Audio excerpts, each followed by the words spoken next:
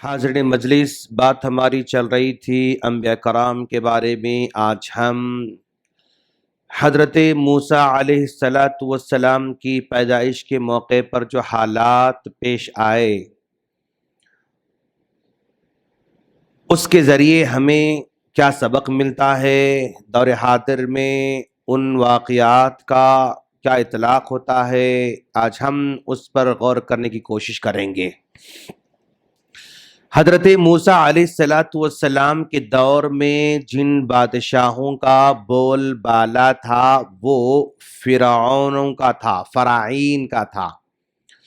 فرعون مصر کے بادشاہوں کا لقب ہوتا ہے، فرعون کوئی نام نہیں ہے۔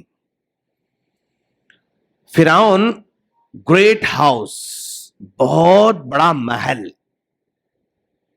جو بھی بادشاہ رہتا اس کو فرعون کہا جاتا تھا۔ اب جیسے حضرت موسیٰ علیہ السلام کے زمانے میں جو بادشاہ تھا وہ رامسیس دوم تھا، اس کا نام رامسیس تھا لیکن لقب فرعون تھا۔ حضرت موسیٰ علیہ السلام کے زمانے میں جو بچوں کو ذبح کرنے کا آرڈر دے رکھا تھا اس بادشاہ کا نام رامسیس اول تھا، لیکن وہ بھی فرعون تھا۔ تو اس طرح حضرت موسیٰ علیہ السلام کے زمانے میں جو فرعون تھے، ایک فرعون نے خواب دیکھا کہ بنی اسرائیل کا ایک لڑکا اس کے تخت کو ختم کر رہا ہے، برباد کر رہا ہے اور اس کی حکومت ختم ہو رہی ہے۔ اس نے دیکھا اور اس نے اپنے حواریوں سے اپنے خواب کی تعبیر پوچھی، ایسا میں نے خواب دیکھا ہے۔ تو حواریوں نے اس سے کہا کہ دیکھو بنی اسرائیل میں ایک لڑکا پیدا ہوگا اور وہ لڑکا آگے چل کر تمہاری بادشاہت کو ختم کرنے والا ہے۔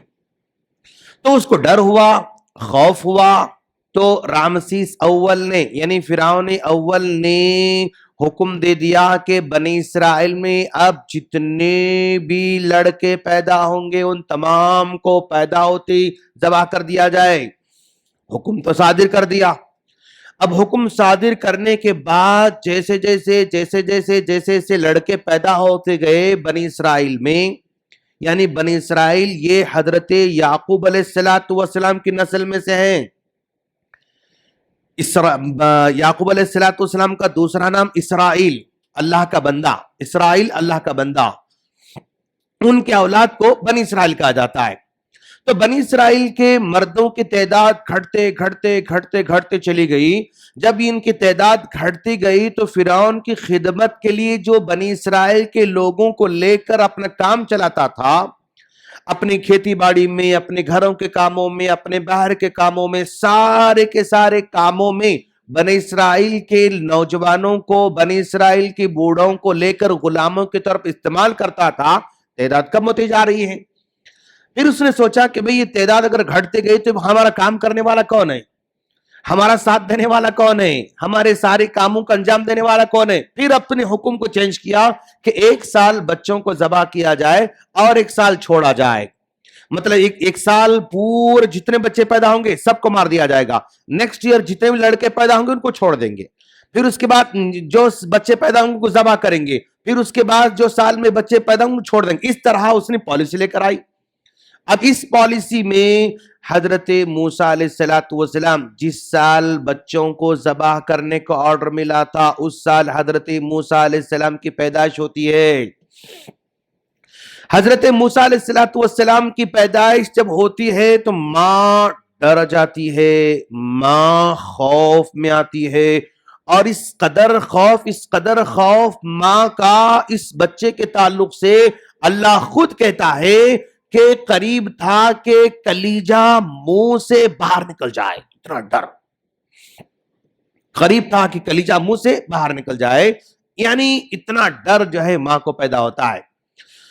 تب اللہ تبارک و تعالی حضرت موسیٰ علیہ السلام کی ماں پر الہام کرتے ہوئے یا وحی نازل کرتے ہوئے، وحی تو انبیاء کرام پر نازل ہوتی ہے لیکن حضرت موسیٰ علیہ السلام کی ماں نبی تو نہیں تھی، تو الہام کا معنی زیادہ بہتر ہوتا ہے۔ الہام کیا کہ جب تک تم دودھ پلا سکتی ہو پلانا، اور جب حد سے ڈر تمہارا بڑھ جائے، خوف بڑھ جائے، تو تم ایک صندوق میں رکھ کر سمندر میں بہا دینا، اور پھر ہم تم کو تمہارا بچہ واپس لوٹانے والے ہیں۔ یہ اللہ تبارک و تعالیٰ نے حضرت موسیٰ علیہ السلام کی ماں کے دل میں خیال ڈالا۔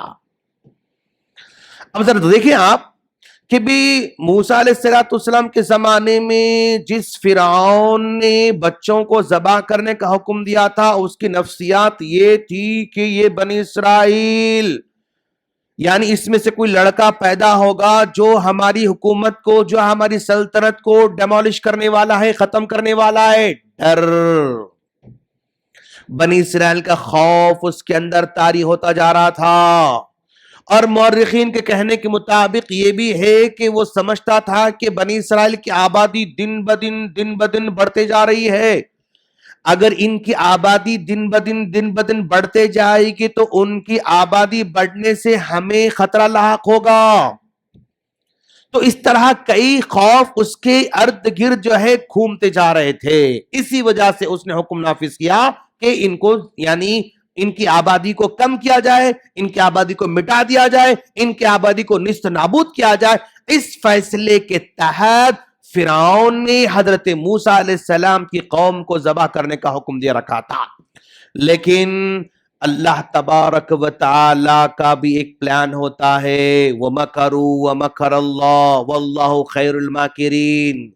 ساری کی ساری دنیا مل کر ایک پلان بناتی ہے کہ موسیٰ کو مار دیا جائے، پیدا ہونے کے بعد، پیدا ہونے سے پہلے مار دیا جائے، اور اللہ تبارک و تعالی کا پلان بھی ہوتا ہے کہ موسیٰ کو زندہ رکھا جائے۔ موسیٰ کو پیدا کرنا، موسیٰ کو زندہ رکھنا، اور موسیٰ کو فرعون کے گھر میں پالنا، یہ اللہ تعالیٰ کا قانون ہے، یہ اللہ تعالیٰ کا پلان ہے۔ لیکن دنیا والوں کے پلان کتنے بھی رہیں، فائنل ناکام ہونے والے ہیں۔ اللہ کا پلان ہمیشہ کامیاب ہونے والا ہے، یہ ذہن میں ہمارے بچوں کے بٹھانا ضروری ہے۔ دنیا لاکھ مسلمانوں کے خلاف یعنی خوف پیدا کرے، جیسا کہ بنی اسرائیل کے بارے میں خوف پیدا ہوا ان کے اندر کہ بھئی یہ بڑھ جا رہے ہیں، یہ حکومت کو تختہ پلٹنے والے ہیں، یہ ہماری طاقت ختم کرنے والے ہیں، یہ اور آگے بڑھنے والے، یعنی خوف تھا۔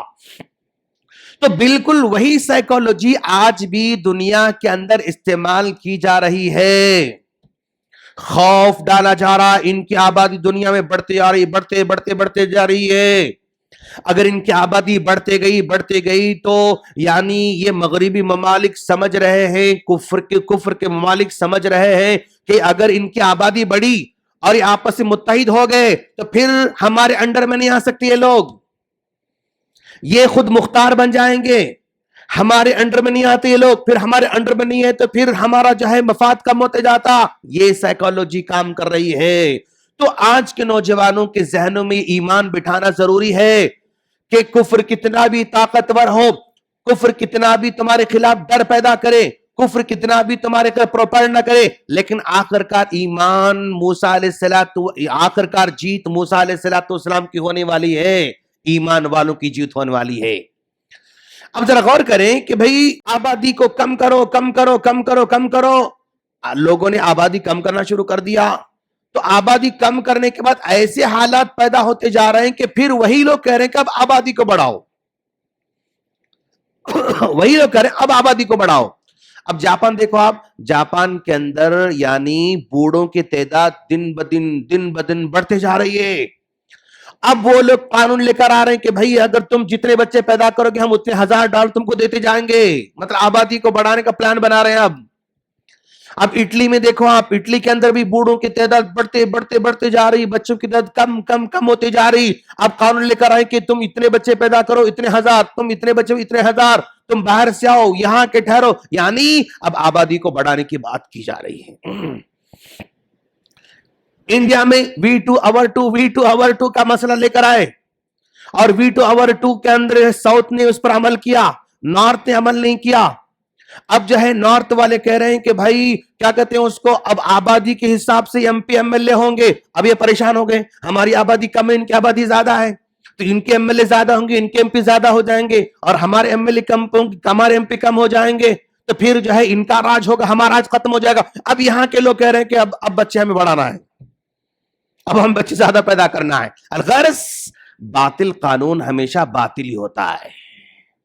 ڈر, خوف, ایسے موقع پر یعنی توکل اللہ تبارک و تعالیٰ پر بڑھانے کی ضرورت ہے ایسے سچویشن میں, ایسے حالات میں. کیوں؟ آج کے حالات بھی حضرت موسیٰ علیہ السلام کے زمانے جیسے حالات تھے نا, بالکل ویسی حالات ہیں آج بھی. نفرت, پروپیگنڈا, جھوٹا پروپیگنڈا. فرعون نے جادوگروں کے ذریعے جھوٹا پروپیگنڈا کر رہا تھا کہ موسیٰ تم کو تمہارے ملک سے نکال دے گا. اب بھائی موسیٰ ایک آدمی ہے اور اس کی قوم کے سارے غلام لوگ ہیں, کوئی جو ہے یعنی فوج نہیں, طاقت نہیں, پیسہ نہیں, مال نہیں, زمین نہیں, کچھ بھی نہیں ہے, لیکن پروپیگنڈا جادو کے ذریعے یہ موسیٰ تم کو تمہارے ملک سے نکال دے گا, پروپیگنڈا. تو آج بھی جو جادوگروں کا کام فرعون کے زمانے میں جادوگر کیا, جو فرعون کے زمانے میں جادوگر جو کام کرتے تھے نا پروپیگنڈا پھیلانے کا, آج میڈیا وہ جادوگروں کا کام کر رہا ہے. میڈیا پروپیگنڈا پھیلاتے جا رہا ہے, سازش پیدا کرتے جا رہا ہے. تو ایسے موقع پر آج کی نسل کو ہم کیا دے سکتے ہیں؟ ان کے اندر توکل کو بڑھانا ضروری ہے. جیسے موسیٰ علیہ السلام کی ماں نے اللہ تبارک و تعالیٰ پر بھروسہ کر کے اپنے بچے کو سمندر میں ڈال دیا. اللہ کا وعدہ تھا اس میں, تم سمندر میں ڈالو, ہم تم واپس لوٹانے والے ہیں. تو حضرت موسیٰ علیہ السلام کو کسی نبی نے نہیں بتایا, موسیٰ علیہ السلام کسی عالم نے نہیں بتایا, عیسیٰ علیہ السلام کو موسیٰ علیہ السلام کی والدہ کو بتانے کے لیے کوئی بھی نہیں آیا. اللہ ان کے دل میں ڈالا اور عمل کر لیا. توکل اللہ تعالیٰ پر بھروسہ ہے. تو آج بھی ہمیں ایسا بھروسہ ہونا اللہ تعالیٰ پر. شیخ ہمارے اندر بھی اللہ پر بھروسہ ہے, ہم بھی اللہ پر توکل کرتے ہیں, ہم بھی اللہ پر بھروسہ کرتے ہیں. یہ زبانی دعویٰ ہے. اللہ پر بھروسہ کرنے کا جو ہے نا, یہ زبانی دعویٰ ہے. جیسے ہی ہم گراؤنڈ میں آ جاتے ہیں ہمارا اللہ پر بھروسہ ڈگمگا جاتا ہے. نوجوان ہے, اس نے مطلب اسکول کی تعلیم اچھی حاصل کی, کالج تعلیم اچھی حاصل کی اور اچھے جاب پہ جانے والا ہے. اب یہ دیکھ رہا ہے کہ مجھے ملٹی نیشنل کمپنیز میں اگر مجھے جاب کرنا ہے تو وہاں پر داڑھی چلتی نہیں, داڑھی نکالنا پڑتا. اگر میں داڑھی رکھوں گا تو وہاں پر مجھے جاب نہیں ملتا, یا جاب ملنے میں مشکل ہو سکتی. ڈر اس کو آ رہا ہے, اس کا خوف پیدا ہو رہا ہے. اس خوف کی وجہ سے, اس ڈر کی وجہ سے یہ داڑھی چھوٹی چھوٹی چھوٹی خشخشی کرتے کرتے کرتے نکال دیتا ہے. کیوں؟ اگر میں داڑھی رکھا تو کمپنی جاب نہیں ملتی مجھے. یعنی اللہ کے بارے میں جو رازق اور رزاق کا جو عقیدہ اس کے پاس تھا نا, وہ سمجھ رہا ہے کہ اگر میں دین پہ چلا, داڑھی پہ چلا, عمل کرا اور اپنی ازار کو, اپنے پینٹ کو ٹخنے کے اوپر رکھا تو کیا ہوگا. مطلب خوف اس کو آ جاتا ہے نا, تو پھر دھیرے دھیرے دھیرے وہاں سے وہ کمزور پڑتے جاتا ہے. تو گویا اللہ وَمَن يَتَّقِ اللَّهَ يَجْعَل لَّهُ مَخْرَجًا وَيَرْزُقْهُ مِنْ حَيْثُ لَا يَحْتَسِبُ. جو اللہ سے ڈرتا ہے, اللہ روزی دینے والا ہے. عقیدہ کمزور ہوتے جا رہا ہے, کمپنی روزی دینے والی ہے. یہاں آ کر بندہ پریکٹیکلی زندگی میں کیا ہو جاتا ہے, توکل میں کمزور پڑ جاتا ہے. اور پھر آدمی اپنی بیٹی کا نکاح کرنا چاہتا ہے, بیٹی کا نکاح کرنا چاہتا ہے. میں بیٹی کو بی ایس سی پڑھایا, مطلب جو ہے بی ایڈ کیا, ڈی ایڈ کیا, جینیٹک میں جو ہے میں نے وہ کرایا, میں نے ایم بی بی ایس کرایا, میں نے فلاں میں فلاں کرایا. میں تعلیم تو اچھی دیتا ہے ماشاءاللہ, اس میں کوئی حرج کی بات نہیں. اب جہاں بیٹی کو دینے کی بات آتی ہے تو وہاں پر جس لڑکے کو ڈھونڈ رہا ہے اس میں سب سے پہلے اخلاق کے بارے میں, دین کے بارے میں, اور اس کے جو ہے توکل کے بارے میں, اس کے جو بھی ہے عمل کے بارے میں, اس کے بارے میں نظر نہیں پڑتی. پہلے دیکھتا ہے کہ بھی میری بیٹی کا ہم پلہ لڑکا, اچھا کمانے والا کون ہے, کون اچھی جو ہے پوزیشن پر ہے, کون اچھی جو ہے اچھا مال کما رہا ہے. تو وہ سمجھ رہا ہے کہ بھائی یعنی میری بیٹی کو خوش رکھنا بولے تو انہیں اچھا مطلب کمانے والا ہونا. پہلی نظر میں دین نہیں آتا, پہلی نظر میں اخلاق نہیں آتے، پہلی نظر میں اس کے حسن سلوک نہیں آتا، پہلی نظر میں مال آ رہا ہے، سمجھ رہا ہے کہ بھائی اگر مال اچھا ہو تو میرے بیٹے خوش ہو سکتی. جبکہ اللہ کے رسول نے کیا کہا؟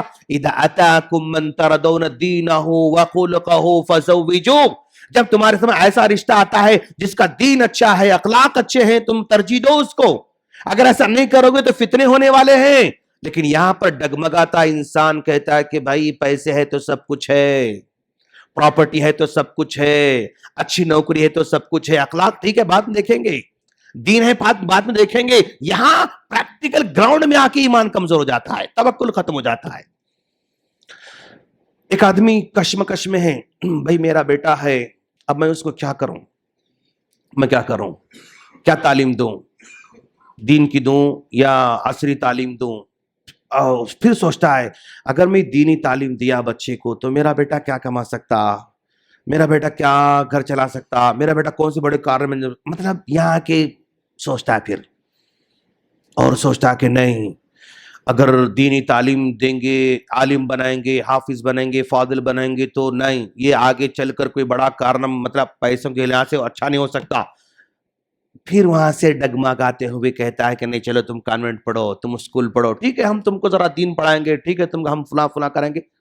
یہاں یعنی فوبیا جو ہے نا، جو یہاں سے نکال کے یہاں ڈالنے کا، وہ مال ہے، وہ فیوچر ہے، وہ پوزیشن ہے، وہ وہاں آ کر جو ہے وہ خوف اس کو جو ہے یہاں سے راستہ چینج کرا دیتا ہے. تو اس طرح یعنی توکل کے معاملے میں، بھروسے کے معاملے میں، جیسا موسیٰ علیہ السلام کی والدہ نے اللہ پر بھروسہ کیا، ویسا بھروسہ اگر کرو گے نا تو وقت کا فرعون بھی تم کو دبا نہیں سکے گا، وقت کا فرعون بھی تمہیں کچھ نہیں کر سکے گا. لیکن اگر بھروسہ کم ہوتا گیا، ڈگمگاتا گیا، زبان سے تو ہم توکل کی باتیں کرتے ہیں اور زبان سے ایمان کی باتیں کرتے ہیں، لیکن گراؤنڈ میں آنے کے بعد، پریکٹیکل میں آنے کے بعد ڈگمگاتے ہیں نا، یہاں سے مسئلے پیدا ہوتے ہیں. یہاں پر یعنی دور حاضر میں بچوں کے اندر یہ بٹھانے کی ضرورت ہے کہ ایمان، توکل، صبر، محنت یہ آپ کو آگے بڑھانے والی ہے. بے ایمانی آگے نہیں بڑھا سکتی، ظلم آگے نہیں بڑھا سکتا، جھوٹ آگے نہیں بڑھا سکتا، پروپیگنڈ آگے نہیں بڑھا سکتا. یہ ذہنوں میں بٹھانا ضروری ہے. اللہ سے دعا ہے اللہ ہم تمام کو اپنے ایمان کو زندہ رکھنے، تازہ رکھنے کی توفیق فرمائے، اور توکل کو بڑھانے اور ایمان کو بڑھانے کی توفیق فرمائے. آمین. السلام علیکم ورحمۃ اللہ وبرکاتہ.